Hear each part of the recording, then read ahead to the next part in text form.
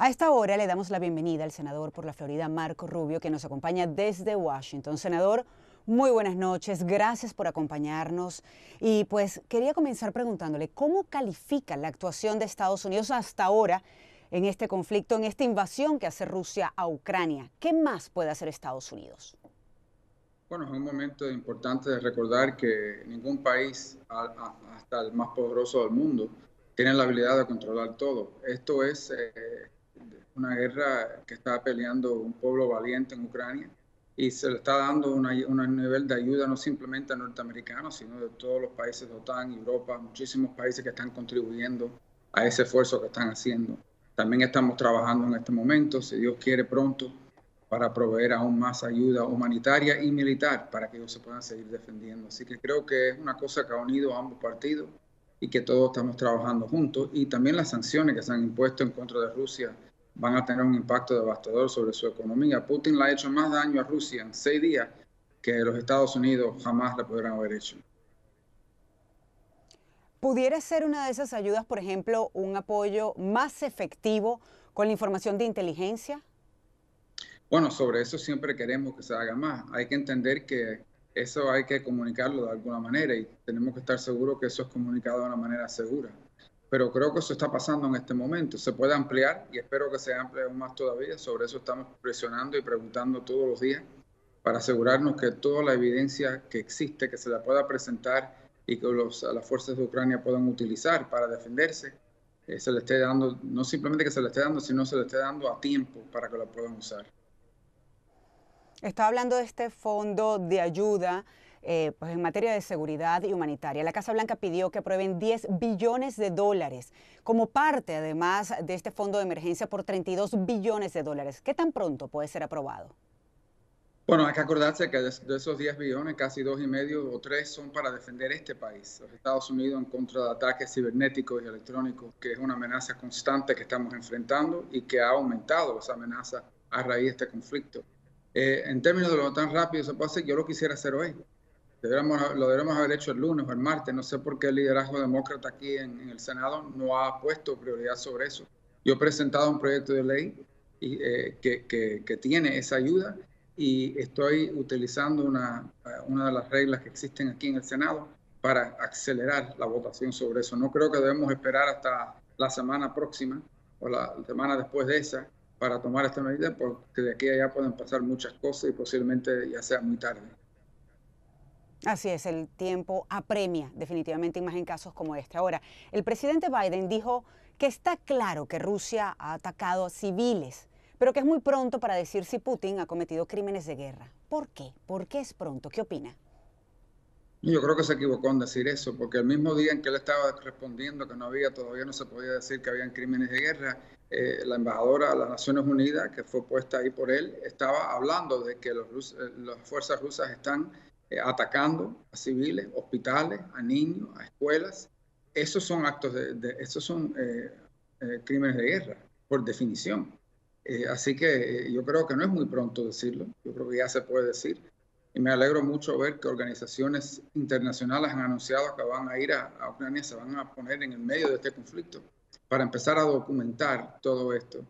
Yo creo que sin duda aquí van a haber personas enfrentando cargos internacionales por el resto de su vida, por los crímenes que se están cometiendo y por desafortunadamente los crímenes que yo creo que quedan por cometerse todavía. Lamentablemente, pero sí, la ONU, por ejemplo, reporta que son cientos los civiles que han fallecido hasta el momento. Ahora le quiero preguntar, ¿cómo interpreta que Nicaragua y Cuba se abstuvieron de votar en la ONU a favor de la resolución en contra de la invasión rusa? Porque Venezuela, a pesar del apoyo a Putin, no pudo votar. Sí, mira, yo creo que es interesante ver eso, ¿no? Primero, me imagino yo que el problema que tienen en Cuba y en Nicaragua es el siguiente. Ellos han pasado todos los años hablando de soberanía y la interferencia del extranjero sobre su país, pero aquí está Rusia interviniendo en un país. Así que, ¿cómo ellos pueden justificar una intervención de Rusia en Ucrania, pero entonces quejarse de la llamada intervención de Estados Unidos en Cuba o en Nicaragua, etcétera, como siempre han hecho? Pero por otra parte no pueden romper, porque ambos, especialmente Cuba, dependen muchísimo de ayuda financiera rusa, que se la va a hacer más difícil proveer a raíz de estas de estas medidas que se han tomado. Incluso yo no sé cómo la embajada de Cuba en Estados Unidos puede tener una cuenta de banco aquí en este país cuando tienen tantos enlaces con Rusia. Se lo va a hacer bien difícil, pero bueno, veremos lo que pasa con eso. En fin, lo que le quiero decir es que yo creo que se encuentran en una posición sumamente difícil, porque Cuba siempre está diciendo que no interfieren en sus asuntos internos, pero Rusia está invadiendo a un país, así que tuvieron que abstenerse porque no pueden estar en contra, pero no pueden apoyarlo tampoco, porque entonces cualquiera puede usar ese argumento en contra de Cuba en un día futuro. Y en el caso del cuestionado presidente de Venezuela, Nicolás Maduro, que pues ha sido fehaciente en su apoyo a Putin, inclusive llamó las sanciones contra Rusia como un crimen. Y vamos a hablar de ese punto también, de las sanciones. Ha habido unión en la imposición de sanciones a Rusia e inclusive Europa ha ido un poco más allá, haciendo lo mismo con funcionarios de Belarus. Algunos analistas han dicho que Biden merece el crédito por esta coalición. ¿Está de acuerdo? Bueno, yo no quiero quitarle el mérito a nadie, sin duda ha contribuido, pero aquí lo que más ha cambiado es que los países de Europa han decidido hacerlo porque se ven amenazados. Es decir, muchos de estos países no creían que Putin iba a hacer eso. En fin, no lo creían, realmente no lo creían. Y ahora cuando un país como Alemania, con un país como España, un país como Rumania, como Polonia, todos estos países, ahora están enfrentando esa realidad de una guerra masiva, la más grande en 80 años en su continente. Eso yo creo que más que nada los empujó a tomar acción sobre eso, es que se sienten directamente amenazados por lo que está pasando y entienden bien que esta guerra para nosotros, aunque nos afecta mucho, está en otro continente, para ellos es un país vecino y lo afecta directamente. Incluso no simplemente los alemanes han tomado, por ejemplo, estas sanciones, han cambiado su política de más de 40 años de proveer armas a otros países. Ellos tenían una política muy clara que ellos no proveían armas a países en combate. Y eso lo cambiaron de un momento al otro. Y eso fue a raíz de que se sintieron amenazados. Y Suiza, además, que siempre ha sido pues imparcial en general y de eso pues tiene fama, en este caso decidió unirse también a estas sanciones. Sanciones que por cierto también se han impuesto a oligarcas. Han sentido muchísimo el peso, por ejemplo, en Alemania y Francia, que ya han incautado yates de cientos de millones de dólares. Se deben imponer cada vez más sanciones. ¿Lograrán que Putin desista de su ataque en Ucrania? No creo que esto lo vaya a causar desistir, pero sí creo que le crea un problema muy grave. Él tiene dos problemas en mano. Primero, está enfrentando en Ucrania una victoria militar muy costosa que va a seguir con una ocupación, ocupar ese país que va a ser bien costoso también. O se va a encontrar en una situación en la cual no se puede salir. Una guerra de largo plazo, con muchas pérdidas, etc. Acuérdate que en Afganistán los rusos perdieron 13.000 soldados en más de 10 años. Aquí, en el paso que van a perder 13.000 soldados en menos de 6 semanas, 7 semanas. Y eso contribuyó a la caída de la Unión Soviética. Y por otra parte, enfrenta también una crisis en la economía rusa. La economía rusa tiene una crisis grave en este momento. Aquí a una semana, lo que va a pasar en Rusia va a ser bien desastroso para esa economía. Incluso el que pueda salirse de Rusia está saliendo. En este momento están huyendo del país porque saben lo que le viene encima. Así que Putin se va a encontrar con dos problemas, una guerra y a la misma vez un desastre económico en su propio país.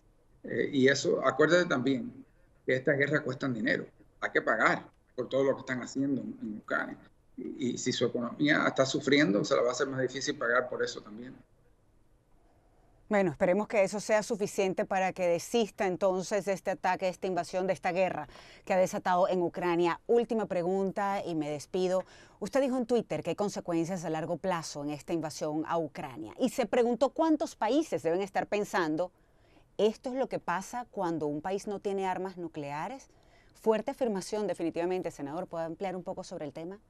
Bueno, Ucrania en el 1994 era el número 3 en el mundo en poder, incluso posiblemente habría sido el número 2 en el mundo en armas nucleares que heredaron de la antigua Unión Soviética.